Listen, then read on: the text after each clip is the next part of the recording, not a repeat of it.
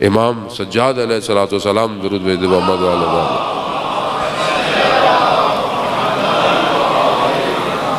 امام جو ہے وہ نماز پڑھ رہے ہیں، عبادت کر رہے ہیں، اور گھر میں آگ لگ گئی، سجدے کی حالت میں ہے، چیخ و پکار، امام نے سر سجدے سے نہیں اٹھایا، آگ بجھ گئی۔ بعد میں امام سے کہا مولا گھر میں آگ لگ گئی تھی، تو امام کیا فرماتے ہیں؟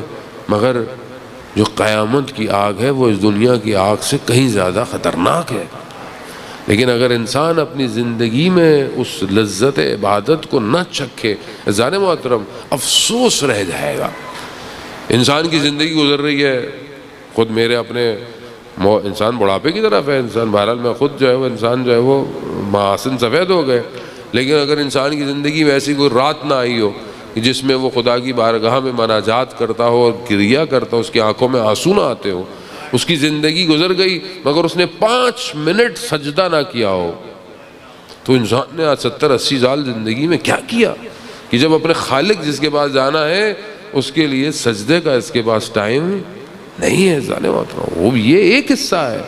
دوسرا حصہ جو مرنے کے لیے سب سے زیادہ مہم ہے وہ حقوق العباد ہے، کہ انسان اللہ کو راضی کر رہا ہے، مصلی پہ بیٹھا ہوا ہے، مسجد بھی آ رہا ہے، لیکن رشتہ دار جو ہے وہ ناراض ہے، بہن بھائی ناراض ہے، ایک دوسرے کا حق کھایا ہوا ہے، تو ایسی عبادت بھی خدا کو قبول نہیں ہے۔ جانے محترم، آیت اللہ شہید دست غیب اپنی کتاب داستان راستان میں بیان کرتے ہیں عالم دین کا واقعہ، کہ انہوں نے اپنے خواب بابا کو، والد کو خواب میں دیکھا، والد سے سوال پوچھا کہ ہم جو اس دنیا کے اندر آپ کو ہدیہ بھیجتے ہیں، چیزیں بھیجتے ہیں، صدقہ کرتے ہیں، یہ وہاں آپ کو کیسے جاتا ہے، کیسے ٹرانسفارم ہوتا ہے؟ بینک اکاؤنٹ تو ہے نہیں یہاں پیسے ڈالے کہ وہاں پیسے نکل گئے، تو کیسے جاتا ہے؟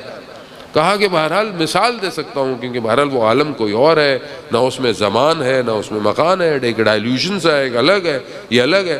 تو کہا لیکن جو آپ ہدیہ دیتے ہیں وہ بالکل ایسے ہی جیسے ایک گرم کمرہ ہو، اس شدید گرم کمرے کے اندر کوئی ایک کھڑکی کھل جائے اور ایک تازہ ہوا کا جھونکا آئے، تو جو آپ جو بھی ہدیہ بیچتے ہیں وہ اس عالم میں محروم کو ویسے ہی ملتا ہے۔ تو ایک صلوات بیچ کر تمام محرومین کو بخش دیں۔ اللہم صلی علی محمد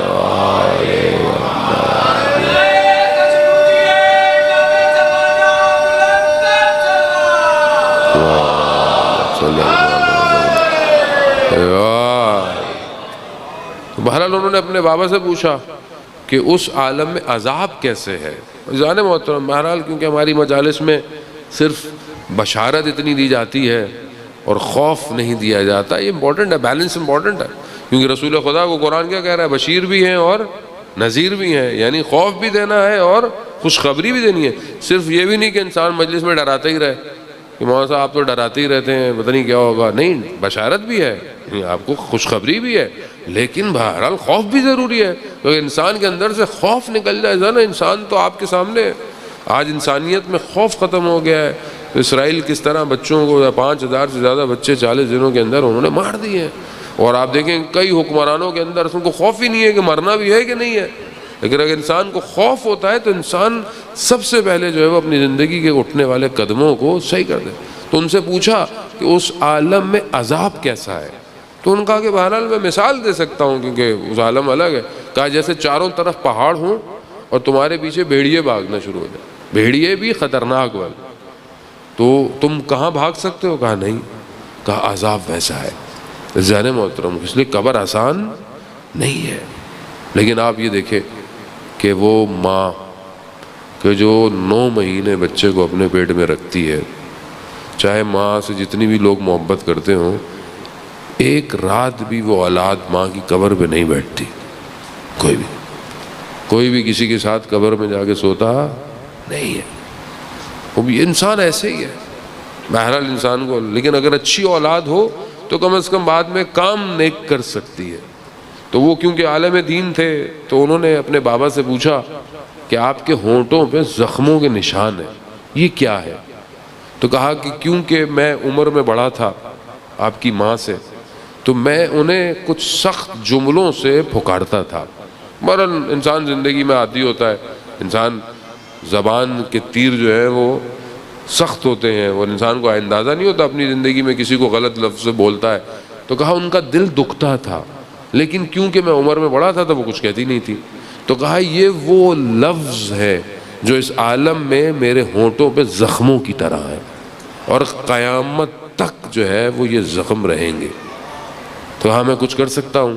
کہا ہاں اپنی والدہ سے کہیں کہ وہ مجھے معاف کر دے، حلال کر دے. زین محترم، بہرحال انسان زندگی میں یہی مشکلات ہیں. بعض اوقات انسان اپنی زندگی ایسے گزارتا ہے جیسے کہ مسئلہ یہی زندگی ہے.